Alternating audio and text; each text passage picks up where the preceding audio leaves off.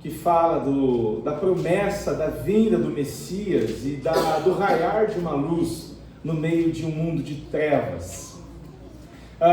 O Evangelho de Mateus, juntamente com o Evangelho de Lucas, ele narra o nascimento do nosso Senhor Jesus Cristo. Se você pegar, por exemplo, e olhar no capítulo 1 do Evangelho de Mateus, você vai perceber, por exemplo, ali a genealogia de Jesus, filho de Davi, filho de Abraão. Em Lucas nós vamos ter também uma outra genealogia ligeiramente diferente, mas as duas se combinam, elas se completam.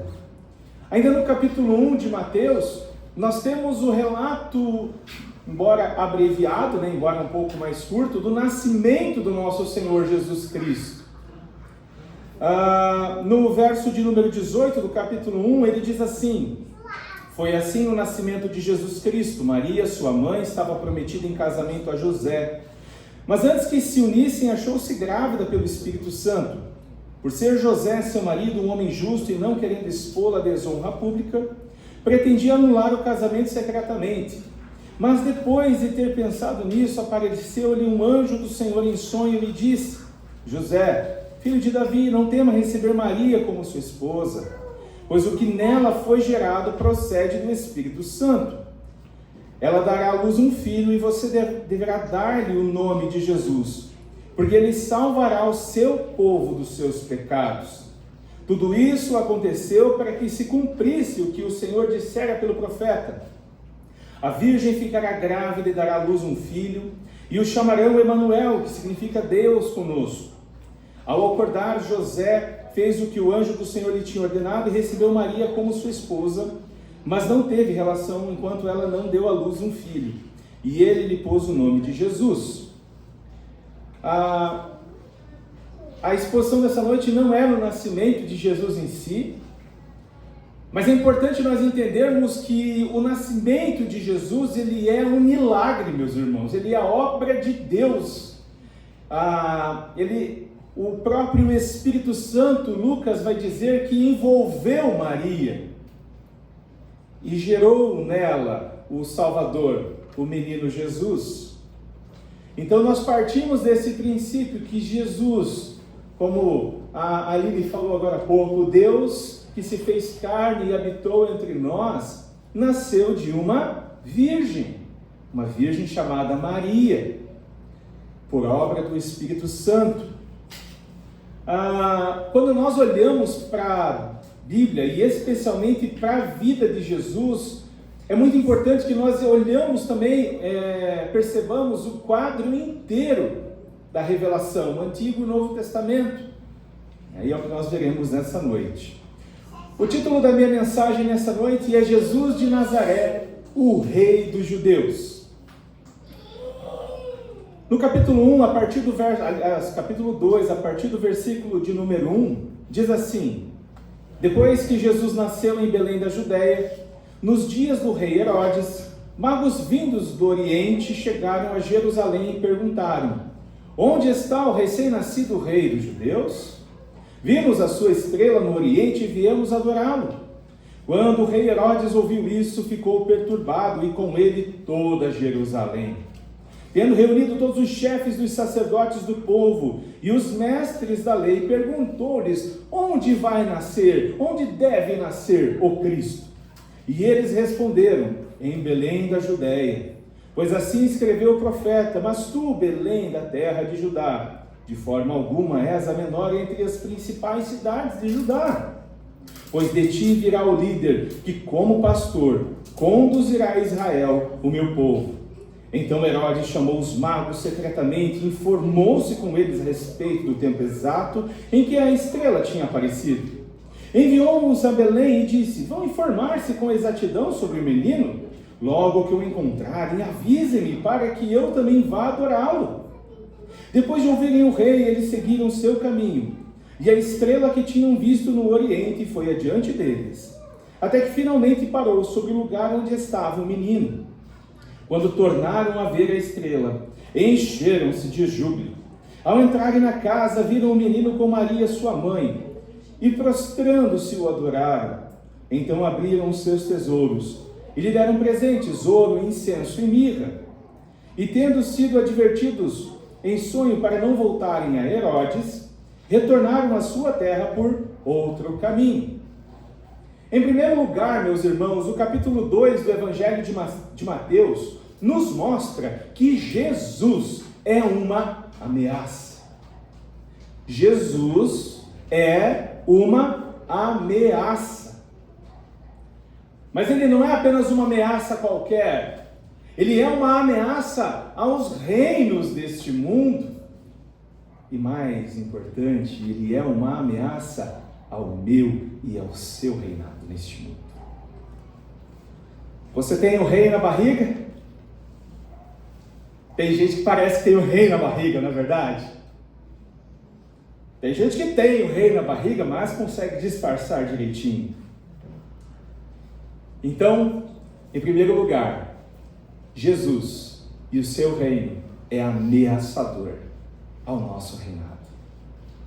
O nascimento do rei Jesus cumpre a profecia, meus irmãos. O evangelista Mateus, ele destaca por diversas vezes a seguinte expressão: isso aconteceu para que se cumprisse a Escritura, promessa, profecia, para que se cumprisse aquilo que havia sido dito no Antigo Testamento. Como lemos agora há pouco, no capítulo 1, nós vimos que Jesus, filho de Maria, filho de Deus, ele é filho de Davi e é filho de Abraão. Então Mateus, ele tem a intenção, o propósito, o objetivo de destacar que tudo o que aconteceu no ministério de Jesus, as palavras de Jesus, os atos de Jesus, tudo que envolve a vida de Jesus, aconteceu para cumprir o que havia sido prometido. E então o descendente de Davi nasceu. O verdadeiro descendente de Abraão nasceu. O trono de Davi pertence a Jesus, o Messias. E aqui, irmãos, é importante nós sabermos que quando Mateus está registrando aqui, ele destaca isso, que Jesus nasce em Belém. Se isso não fosse uma verdade, isso teria sido muito questionado naquele tempo. Então, o Evangelho de Mateus, ele é escrito alguns anos depois. As pessoas conheciam a família de Jesus, conheciam Maria, muitos talvez conheceram até mesmo José. E a ênfase que Mateus dá, a ênfase de Mateus é mostrar que Jesus é o rei, filho de Davi. Ele é o prometido, o Messias, o ungido. E foi em Belém que Raquel, a mulher que Jacó tanto amou, foi sepultada. Foi em Belém que Ruth e Boaz também se conheceram, se apaixonaram. Belém é a cidade de Davi, como Lucas vai dizer. É a cidade que Davi nasceu, foi criado. E a profecia lá do livro de Miqueias, lá no capítulo 5, verso 2, diz que o Messias, ele viria de Belém também. Em seguida nós percebemos os magos vindo do Oriente procurando quem? O rei. O rei de quem? Dos judeus. Não é possível sabermos com exatidão, o que os magos viram. O Evangelho vai dizer que eles viram uma estrela. E para nós, talvez isso hoje em dia, com a ciência avançada que nós temos, com a astronomia, não a astrologia, poderia ser mais fácil identificar se era uma supernova, se era o cometa Halley, que tipo de fenômeno astronômico foi que os magos viram lá no Oriente. A verdade é que Mateus, meus irmãos, assim como muitos evangelistas do Novo Testamento e os autores em geral do Novo Testamento, eles não se preocupam em dar muitos detalhes de algumas coisas. Então aquilo que não é importante não é explicado como a gente gostaria. O que nós sabemos é que eles viram uma estrela e eles talvez, é muito provável que eles conhecessem a respeito de Jesus, ou pelo menos do Messias que viria. É muito provável que eles conhecessem o Antigo Testamento, e que eles conhecessem o texto de Números, capítulo 24, verso 17, um trecho que diz assim: uma estrela surgirá de Jacó, um cetro se levantará de Israel. Profecia de Balaão. Então, Mateus, ele quer provar que Jesus é esse Messias. E eu tenho certeza, meus irmãos, que o que os magos viram foi algo sobrenatural. Deus, ele usa a sua criação para os seus propósitos também, né? Então, provavelmente não foi algo comum que eles viram, foi algo que, ao ver aquela estrela no céu, eles entenderam: nós precisamos procurar o Messias prometido, o Rei dos Judeus. E aí eles, quando nós chegamos num lugar importante, quando nós, eu ainda nunca fui, né, por exemplo, na prefeitura, ou no Câmara do Vereador, falar com o prefeito ou com o presidente da Câmara, mas quando a gente vai procurar um chefe, a gente vai aonde? Lá no almoxarifado? Não, a gente vai na sala do chefe. A gente vai na sala do chefe. E quando os magos do Oriente, eles chegam até, eles saem da sua casa, saem da sua cidade, eles vão até Jerusalém. Aí Jerusalém era a capital do reino, era a capital. E chegando lá, eles chegam com uma pergunta que dava medo. E eles perguntam: aonde está o rei dos judeus? E aí, meus irmãos, a gente precisa lembrar que havia um rei dos judeus. O seu nome era Herodes. Pensa, um rei ouvir um pessoal vindo de longe, do Oriente, provavelmente com uma caravana muito grande, e chega no meu palácio perguntando: cadê o rei dos judeus que acabou de nascer, o recém-nascido rei dos judeus? Nossa! Olha, meus irmãos, pensa no susto que Herodes deve ter tomado. Com certeza, se ele tivesse sentado, se ele não tivesse sentado, teria caído. Mas ele não ficou apenas assustado, ele ficou doido de raiva.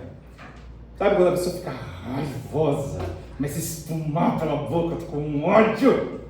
Provavelmente ele ficou assim. E aí nós precisamos lembrar, meus irmãos, que Herodes, ele não era um político bonzinho, um cara gente fina, que se preocupa com o bem-estar do povo. Herodes era doido, maluco, paranoico. Ele era, sabe aquela pessoa que vê pelo em ovo? Pois é, que vê conspiração em tudo. Herodes era o cara. Meus irmãos, ele já havia matado sua mãe, sua esposa, diversos filhos, até netos. Ou seja, ninguém vai tomar o meu trono, ninguém vai sentar na minha cadeira.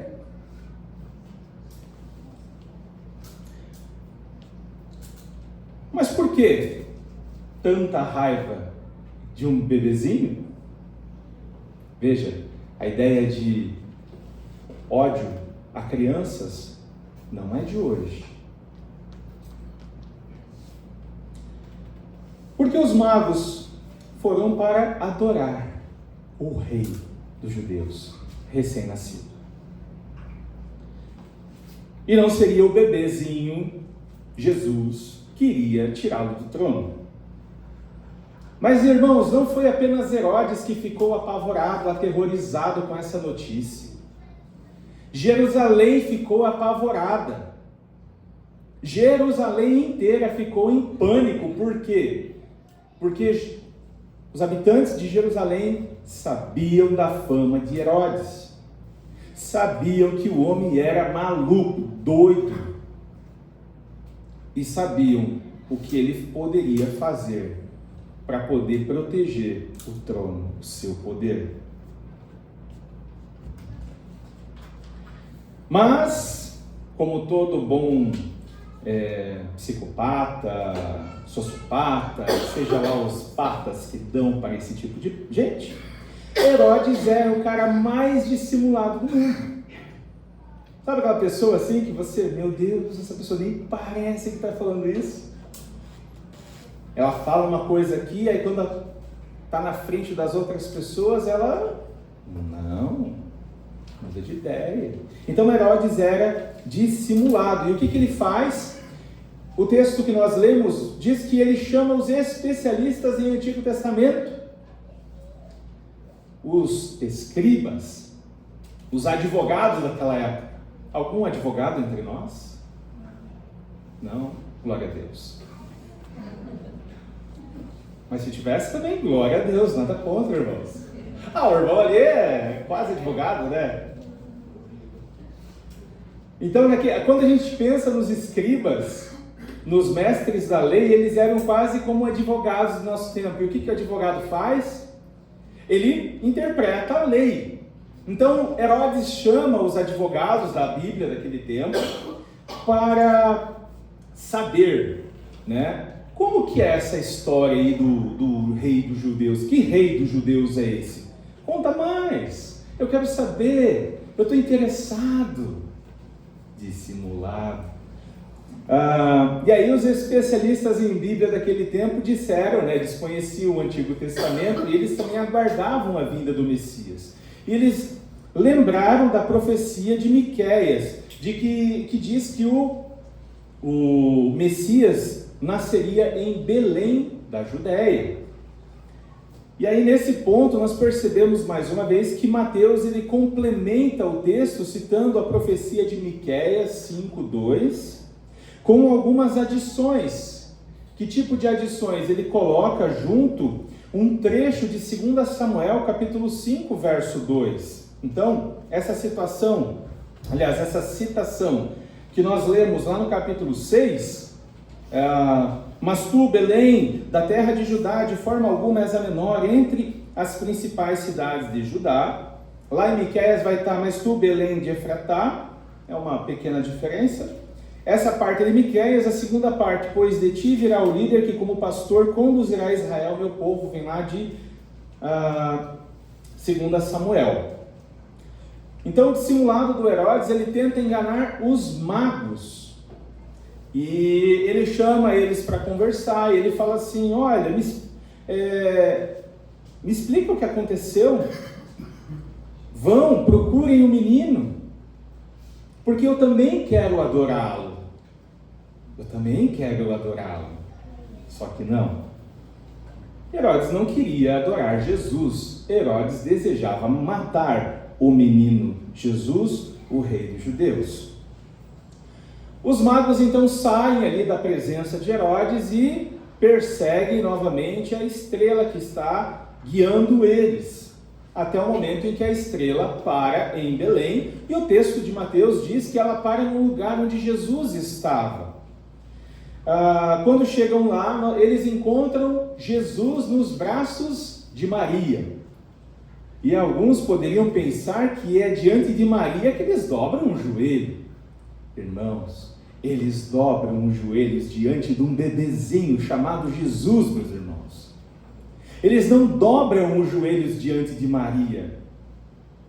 Maria é a mãe de Jesus, mas ela não é Deus, e ela não é digna de ser adorada. Apenas Jesus, um bebezinho.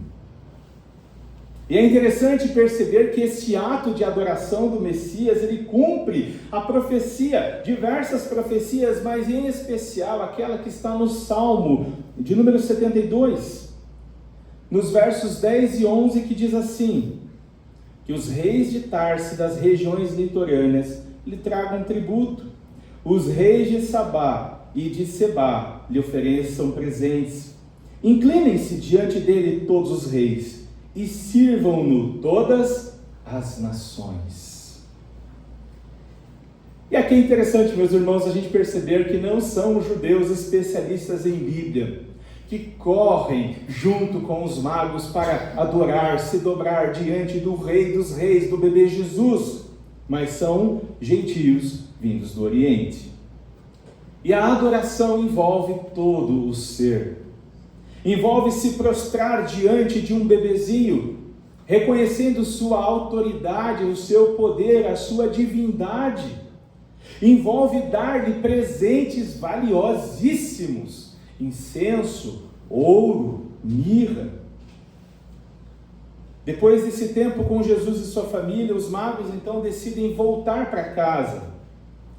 E é interessante que eles têm um sonho, e a Bíblia não fala que é o anjo que os alerta, apenas que em sonho eles foram alertados para irem por outro caminho. Provavelmente, meus irmãos, eles perceberam que Herodes não queria adorar Jesus, que Herodes tinha um plano um pouco mais complicado. Então eles evitam passar por Jerusalém e se encontrar com Herodes. Algumas aplicações para nós desse texto. Em primeiro lugar, Cristo é uma ameaça aos nossos desejos de poder. A verdade, meus irmãos, é que o reino de Cristo é uma ameaça. Ele foi uma ameaça ao reinado de Herodes e ele é uma ameaça ao nosso reinado. E talvez você me diga, pastor, ninguém aqui nesse auditório é um rei? Eu não tenho uma coroa. Eu não tenho um brasão. Eu tenho um trono. Mas não é o que você está pensando ao me chamar de rei. Mas a verdade é que muitas das vezes nós somos reis da nossa vontade.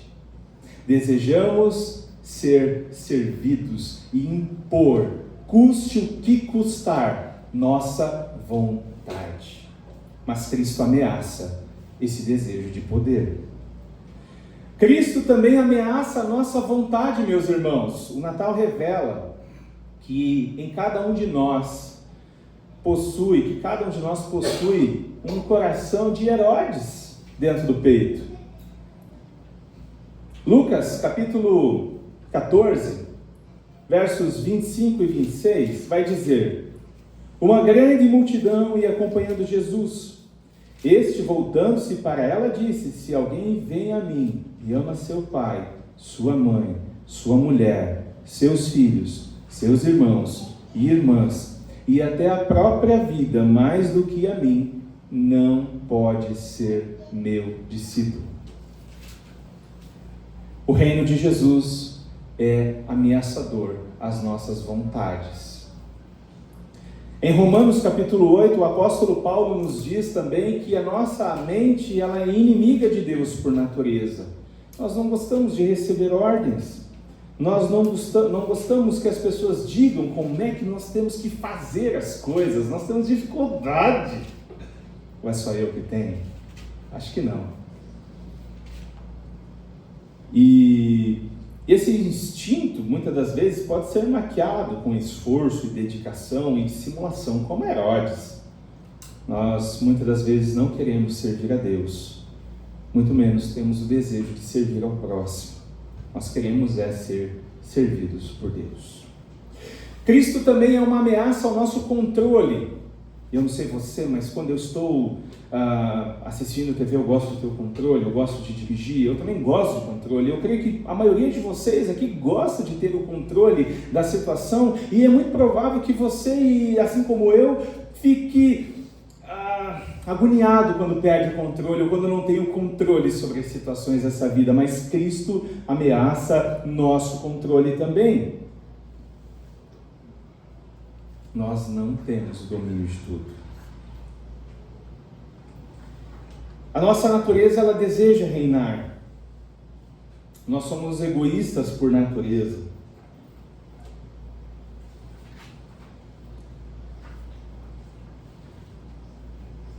Muitos, inclusive, que estão em muitas igrejas hoje adorando, desses muitos, uma boa parte talvez estão apenas por causa daquilo que Deus pode fazer. E não porque o amam, e não porque o adoram, mas porque desejam manipular e controlar a divindade. Quem é e onde está o rei? Nós precisamos responder essa pergunta. Quem é o verdadeiro rei? Jesus é o seu rei? Onde Jesus está? Ou será que Jesus é o seu faz-tudo, seu quebra-galho, seu Severino? Estou com dor de barriga. Ô Jesus, me cura dessa dor de barriga. Preciso de um emprego melhor? Ô Jesus, me dá um emprego melhor. Estou com dificuldade no casamento? Ô Jesus, amarra o demônio que está fazendo eu brigar com a minha esposa. É mais fácil amarrar o demônio, né, do que ser humilde e pedir perdão e tentar agir como um crente. É mais fácil. Quem manda na sua vida, meus irmãos? É você ou é o Rei Jesus? Lucas é o texto que nós lemos agora há pouco. Nós precisamos ter esse texto gravado no nosso coração. Se alguém vem a mim e ama seu pai, sua mãe, sua mulher, seus filhos, suas irmãs e irmãos, e até a sua própria vida, mais do que a mim, não é digno de ser meu discípulo. Somente Cristo é digno de adoração. E Ele exige toda a nossa vida. Jesus exige toda a sua vida, meus irmãos. E eu convido você nessa noite a fazer a melhor escolha da sua vida. Eu convido você a escolher caminhar com Cristo, a colocar Cristo no centro da sua vida, a colocar a vontade do Senhor como sua meta para 2025, a se render ao menino Jesus. Mateus capítulo 2, a partir do verso de número 13, diz assim: Depois que partiram, um anjo do Senhor apareceu a José em sonho e disse-lhe: Levante-se, tome o menino e sua mãe e fuja para o Egito. Fique até lá, até que eu lhe diga, pois Herodes vai procurar o menino para matá-lo. Então ele se levantou, tomou o menino e sua mãe durante a noite e partiu para o Egito, onde ficou até a morte de Herodes. E assim se cumpriu o que o Senhor tinha dito pelo profeta: do Egito chamei o meu filho. Quando Herodes percebeu que havia sido enganado pelos magos, ficou furioso e ordenou que matassem todos os meninos de 2 anos para baixo, em Belém e nas proximidades, de acordo com a informação que havia obtido dos magos. Então se cumpriu o que fora dito pelo profeta Jeremias: ouviu-se uma voz em Ramá, choro e grande lamentação. É Raquel que chora por seus filhos e recusa ser consolada porque já não existem. Em segundo lugar, o capítulo 2 de Mateus nos mostra que Jesus é hostilizado pelos reis deste mundo. Ele é hostilizado já no seu nascimento, seus primeiros dias de vida. É interessante que quando eu venho para o Morro do Meio, uma das coisas mais absurdas que eu ouvi de um morador desse bairro, esse morador chamando os policiais de porcos. Irmãos, nós temos um irmão que é policial.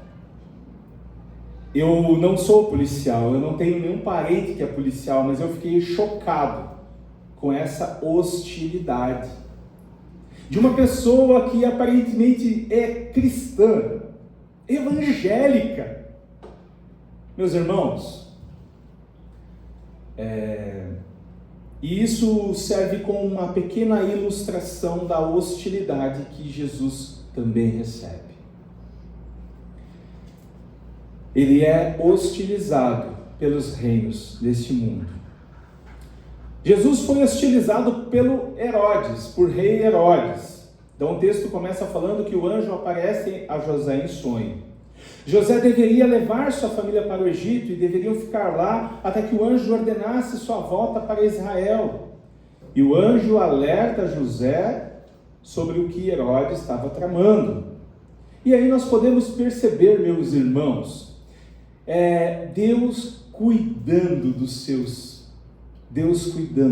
Messias. De forma sobrenatural, Deus cuida do menino Jesus. Um menino que não podia se defender. Um menino que não podia fazer nada sozinho. Deus está cuidando desse menino Jesus, o seu filho amado. E quando nós olhamos para todo o Antigo Testamento, nós percebemos que isso não é uma novidade, isso é regra. Deus cuida do seu povo. Deus conduz a história de forma a cumprir todos os seus propósitos. O texto nos mostra que Jesus, então, por meio do seu pai José, foge dessa hostilidade de Herodes. E aí nós precisamos entender que naquela época o Egito era um lugar de primeiro mundo. Era um lugar civilizado, organizado, e que tinha mais de 1 milhão de judeus. Então, Maria e José e o menino Jesus não iriam se sentir tão deslocados assim. E eles fogem para lá. E aqui novamente, meus irmãos, Mateus ele destaca aquilo que acontece lá no Antigo Testamento, lá em Gênesis capítulo 46. Lá em Gênesis 46, Jacó e sua família fogem de Canaã em direção ao Egito para não morrer de fome. E da mesma forma que o povo de Deus sai do Egito depois rumo à terra prometida, a família de Jesus voltaria tempos depois para Israel. Tudo acontece para cumprir a profecia. No versículo 15, meus irmãos, é interessante que muitos comentaristas às vezes vão destacar assim que, olha, parece que Mateus está colocando esse versículo aqui num lugar que não era para estar aqui, era para estar lá no verso 22, 23. E Mateus ele coloca aqui, a gente não entende. Mateus quer destacar que o nascimento de Jesus, que é essa ida para o Egito, é para cumprir a profecia de Oséias. Oséias capítulo 11, verso de número 1, vai dizer: do Egito chamei meu filho. Greg Beale, comentando esse texto, vai dizer que Mateus retrata Jesus como aquele que revive a história de Israel. Jesus incorpora Israel. Só que é interessante porque Israel foi desobediente. Por exemplo, o profeta Oséias, ele retrata essa desobediência de Israel. Mas Jesus vem para fazer aquilo que o povo deveria ter feito. Jesus vem para acertar aonde Israel errou. A tentativa de matar as crianças israelitas, a viagem de Jesus e sua família para o Egito e a sua volta para a terra prometida mostram esse padrão básico que Israel seguiu em tempos passados. Mas Herodes não era bobo, meus irmãos, e ele percebe que os magos não o ajudam a capturar o menino Jesus, então ele decide matar todas as crianças de Belém abaixo de 2 anos, todos os meninos abaixo de 2 anos, não apenas de Belém, mas também dos arredores.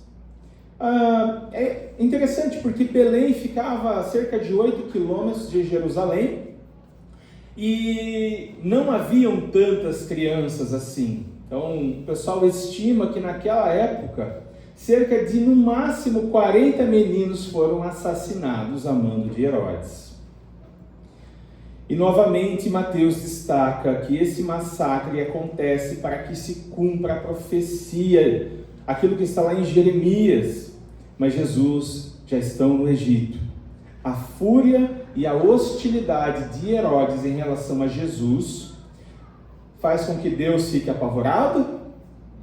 Não, o Salmo de número 2, meus irmãos, o Salmo de número 2 nos mostra que do céu o Senhor olha o plano dos poderosos para destruir o seu ungido e Deus dá risada e zomba deles. Deus caçoa, Deus faz graça. No verso 18, Mateus faz uma citação direta de Jeremias, capítulo 31, 15. Na época de Jeremias, a cidade de Ramá estava na fronteira entre Judá e Israel. E nessa cidade, na cidade de Ramá, os judeus eles eram reunidos antes de serem mandados para longe, antes de serem deportados. E aqui Jeremias vai falar de Raquel e Mateus está citando Raquel. Raquel estava morta, mas o profeta, de forma figurada, diz que ela está chorando por causa dos seus filhos. Então, o paralelo que Mateus coloca aqui em relação a Jesus no Antigo Testamento, especialmente em relação à matança dessas crianças em Belém, é como se ele pinta novamente Raquel chorando por seus filhos. Agora não é a Assíria, não é a Babilônia, mas é Herodes quem mata os seus filhos. Algumas aplicações para nós, meus irmãos, nesse texto. O verdadeiro cristianismo, ele é hostilizado nesse mundo. O falso cristianismo é aplaudido nesse mundo. O falso cristianismo é aquele em que o mundo bate palma. É o cristianismo que está na TV, que está em emissoras completamente anticristãs. O coração do homem se comporta hoje em dia da mesma forma que Herodes em relação a Deus. Nós somos por naturezas inimigos de Deus, hostis ao Senhor. O cristianismo verdadeiro nunca será popular. O cristianismo verdadeiro nunca será aceito pelos reis e impérios desse mundo. Por diversas vezes, Jesus diz que seus discípulos também seriam hostilizados nesse mundo. O verdadeiro cristão vai ser hostilizado da mesma forma que o seu mestre.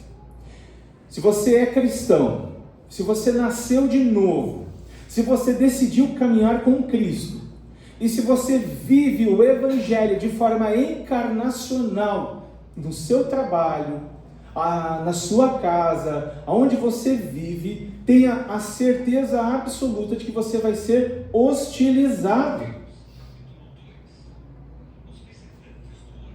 Se prepare para ser odiado, se prepare para ser perseguido, se prepare para ser morto por sua fé em Cristo. No final das bem-aventuranças, no capítulo 5 de Mateus, versos 11 e 12, Jesus vai dizer: bem-aventurados serão vocês quando por minha causa os insultarem, perseguirem e levantarem todo tipo de calúnia contra vocês. Se alegrem, façam festa, porque grande é a recompensa de vocês no céu, pois da mesma forma perseguiram os profetas que vieram antes de vocês.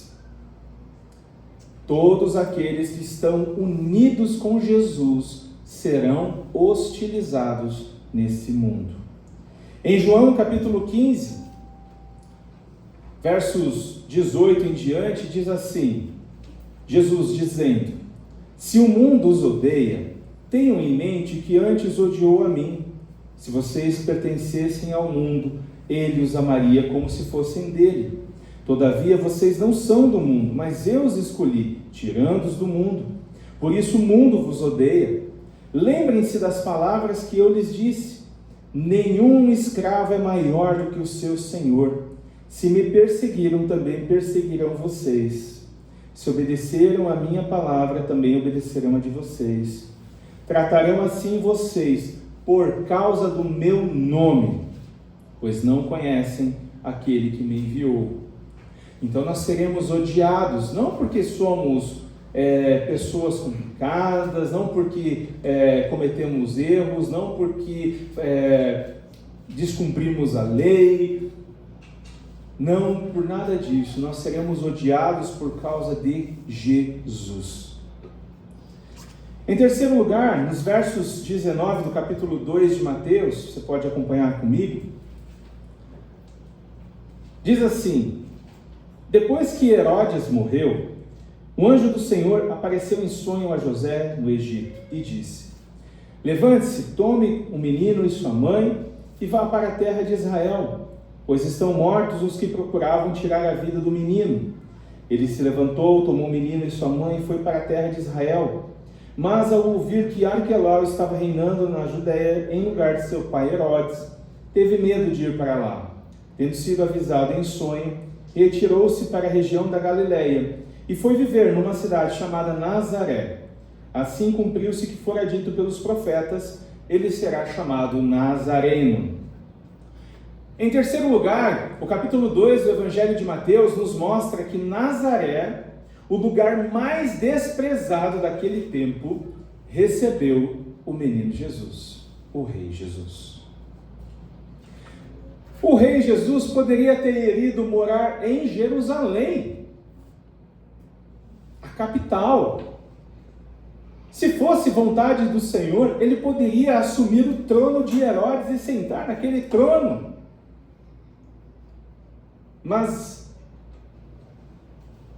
a mão de Deus conduz Jesus e sua família ao lugar mais desprezado da face da terra naquele tempo, ao pior lugar daquele tempo. O anjo fala com José em sonho. É o quarto sonho que nós vemos, e é o terceiro em que José recebe a visita de um anjo em sonho. Então, depois que Herodes e aqueles que desejavam matar Jesus morrem, o anjo aparece a José e ordena que ele volte, cumprindo aquilo que está lá no capítulo 2, no verso 15. E José então é forçado ele quer ir até para Belém. Poxa, Jesus nasceu em Belém, provavelmente eles fizeram amigos, lá em Belém. Poxa, vou voltar para Belém, eu já conheço. Mas Deus o conduz para Nazaré. Nazaré, o lugar dos desprezados. No final do verso 23, o evangelista vai dizer que isso aconteceu para que se cumprisse as escrituras, a fim de que Jesus fosse chamado de Nazareno. Só que sabe o que é interessante, meus irmãos? Em nenhum lugar do Antigo Testamento nós encontramos essa profecia, esse texto. Nós não encontramos. Não tem um texto dizendo: e o Messias será chamado Nazareno. Não temos.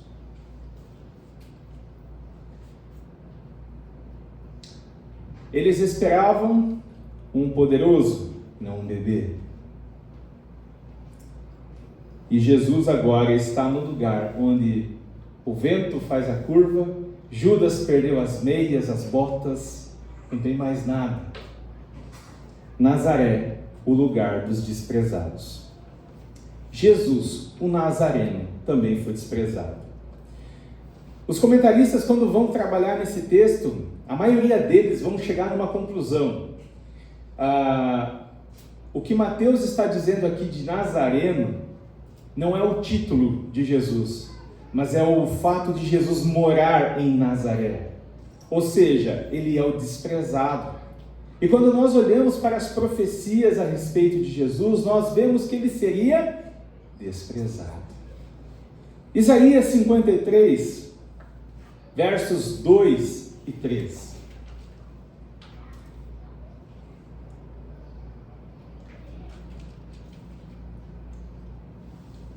Diz assim: ele cresceu diante dele como um broto tenro e como uma raiz saída de uma terra seca. Ele não tinha qualquer beleza ou majestade que nos atraísse, nada em sua aparência para que o desejássemos. Foi desprezado e rejeitado pelos homens, um homem de tristeza e familiarizado com o sofrimento, como alguém de quem os homens escondem o rosto. Foi desprezado e nós não o tínhamos em estima. Logo, ser criado em Nazaré é crescer e viver num lugar desprezado pelos homens. Consequentemente, quem era de lá também era desprezado pelos homens, meus irmãos. O menino Jesus poderia ter nascido com pompa, com todo as riquezas, mas ele escolhe viver em Nazaré, o lugar desprezado pelos homens. É interessante e é importante nós termos em mente que nessa primeira vinda de Jesus, no nascimento de Jesus, ele vem na sua humilhação, mas haverá um dia em que ele virá em poder e glória, montado num cavalo branco, e na sua coxa estará tatuado Rei dos Reis e Senhor dos Senhores. Algumas aplicações para nós.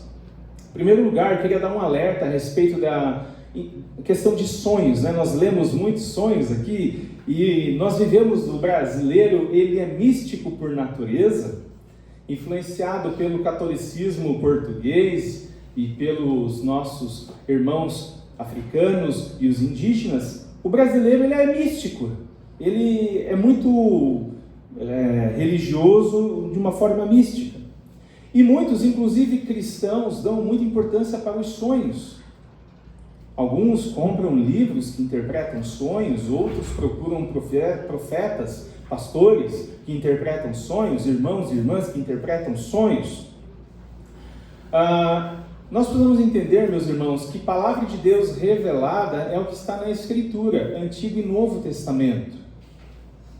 Nós não estamos vivendo num período em que não há Bíblia, que não há Escritura, e que não existe uma situação tão clara que precisa ser revelada da parte de Deus a nós. Tudo aquilo que Deus quis revelar a nós de forma clara está na Escritura. Os sonhos que nós temos, muitas das vezes eles são coisas que nós vivemos durante o dia, sentimentos que nós temos. Então nós não podemos usar o sonho que nós temos para decidir algo em relação à nossa vida. Nós temos que a nossa vida, se nós somos discípulos de Jesus, nossa vida tem que ter como regra de fé e prática a Bíblia. A Bíblia é o nosso manual, a Bíblia é o que nos guia, certo? Entretanto, porém, todavia, existem muitos relatos, por exemplo, em lugares onde o Evangelho ainda não chegou, onde o islamismo ele domina, em que muçulmanos sonham com Jesus. E em sonho, a pessoa que aparece para eles fala assim: procure um cristão. E aí quando eles acordam, a primeira coisa que eles fazem é procurar um cristão. Então, um alerta para a gente ter cuidado com isso. Uma palavra também sobre os lugares desprezados. Então, o Rei dos Reis, o Senhor dos Senhores, o Deus de toda a criação, que governa tudo pelo poder da sua palavra, foi criado no lugar mais desprezado que havia naquele lugar, naquela época. Isso nos lembra, meus irmãos, que Deus está em todos os lugares, mas Deus tem um carinho especial pelos lugares que são desprezados pelos homens. Muitas das vezes nós somos tentados a escolher os melhores lugares, as melhores profissões, a que dá mais dinheiro, o melhor trabalho, a melhor cidade, o melhor bairro, a melhor casa. Nada disso é ruim, meus irmãos. Mas nós precisamos nos lembrar que Jesus, o Rei do Universo, escolheu viver entre desprezados. Ele se tornou parecido com eles. Muitos de nós, às vezes, não querem ser parecidos com Cristo nisso.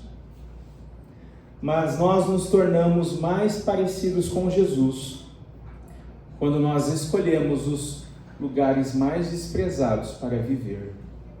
Essa semana eu estava num lugar, numa padaria, tinha um livrinho lá que falava assim, aqueles livros de devocional do mundo, né? Não que a gente seja de Marte, mas ele dizia assim: você tem que procurar pessoas que estão acima de você para que você seja melhor. Não é o que Jesus fez.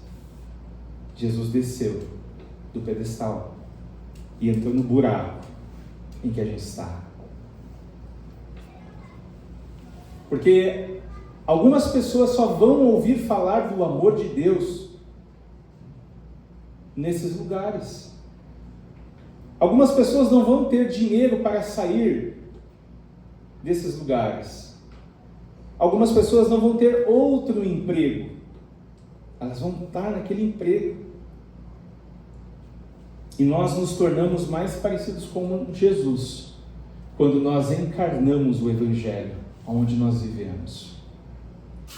Nós somos mais parecidos com Jesus quando nós vivemos, como a Aline falou na oração, não apenas de boca, mas quando nós levantamos nossa bunda da cadeira, desculpa a palavra, mas e nós pregamos o Evangelho de forma vívida, não apenas pregando, mas vivendo o Evangelho, demonstrando o Evangelho.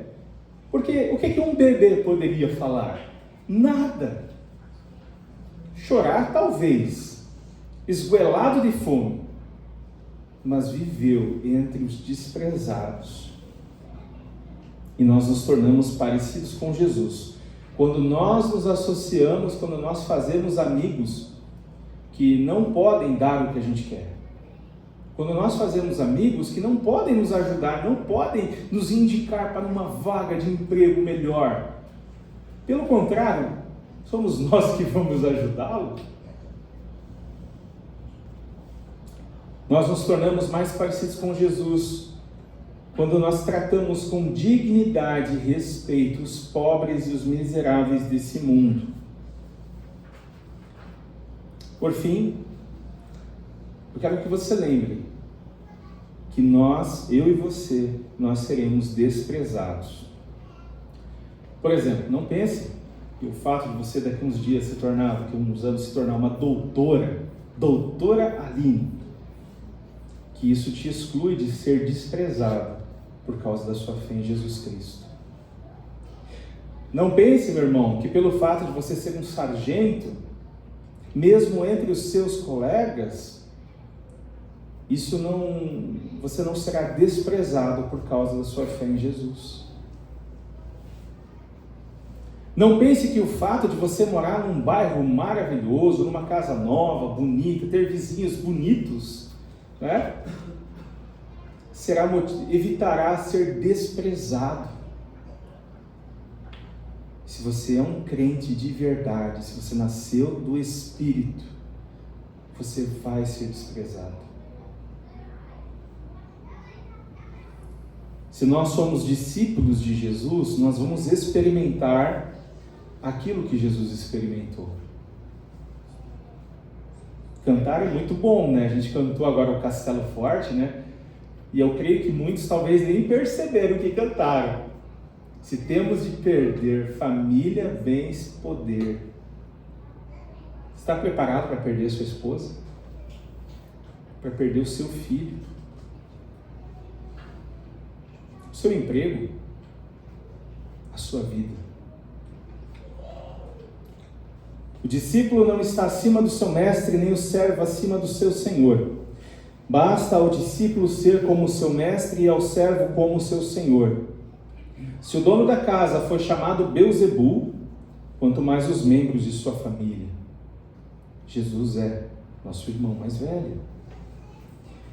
Em Mateus capítulo 10, versos 32 em diante, diz assim: quem, pois, me confessar diante dos homens, eu também o confessarei diante do meu Pai que está nos céus. Mas aquele que me negar diante dos homens, eu também o negarei diante do meu Pai que está nos céus. Não pense que vim trazer paz à terra. Não vim trazer paz, mas espada. Pois vim para fazer que o homem fique contra seu pai, a filha contra sua mãe, a nora contra a sua sogra, e os inimigos do homem serão os da sua própria família. Quem ama seu pai e sua mãe mais do que a mim, não é digno de mim. Quem ama seu filho ou sua filha mais do que a mim, não é digno de mim. E quem não toma a sua cruz e não me segue, não é digno de mim. Quem acha a vida, a perderá. E quem perde a sua vida por minha causa, a encontrará. E eu quero convidar você nessa noite, que você quer falar assim: Fernando, eu quero perder minha vida. Eu estou disposto a perder minha vida por Jesus. Eu estou disposto a tirar tudo que me prende nesse mundo, a abandonar os pecados, a abandonar toda a pompa,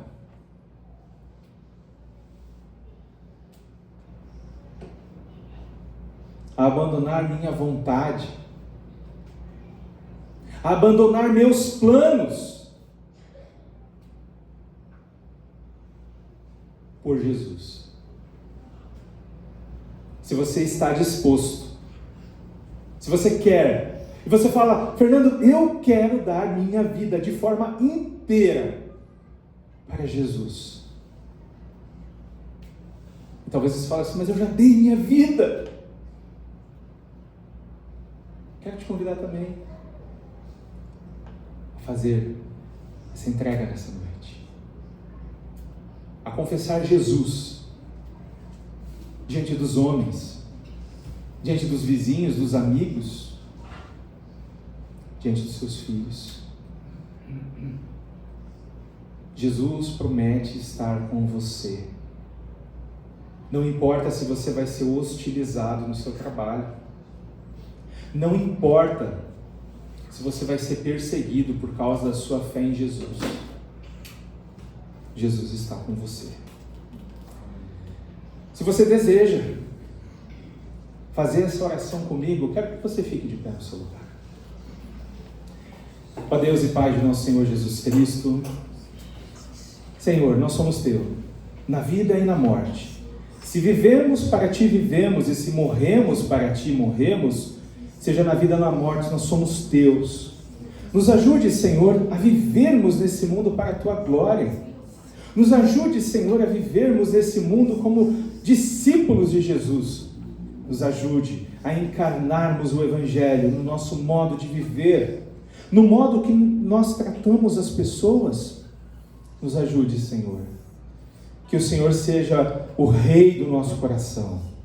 Que o Senhor esteja no centro da nossa vontade, que nossa vontade não seja nossa, mas seja a Tua. Muda, Senhor, converte o nosso coração e seremos convertidos a Ti, Senhor. Receba, Senhor, nossa vida. Estamos prontos a dar tudo por amor a Ti. Que o Senhor nos abençoe, nos guarde, nos acompanhe, e que o Teu rosto resplandeça em nossa face, e que as pessoas, ao olhar para nós, elas lembrem, elas pensem: esse é um discípulo de Jesus. Esse é um discípulo de Jesus. Ele é parecido com Jesus, ela é parecida com Jesus. Nos ajude, Senhor, para a Tua glória. Esteja conosco, Senhor, nos fortaleça. Nos momentos em que aconteceu o pior, em que nós viemos a sofrer, que a gente venha a ter certeza e convicção de que o Senhor está conosco e que o Senhor não nos abandona, porque o Teu amor é leal e dura para sempre. Em nome de Jesus.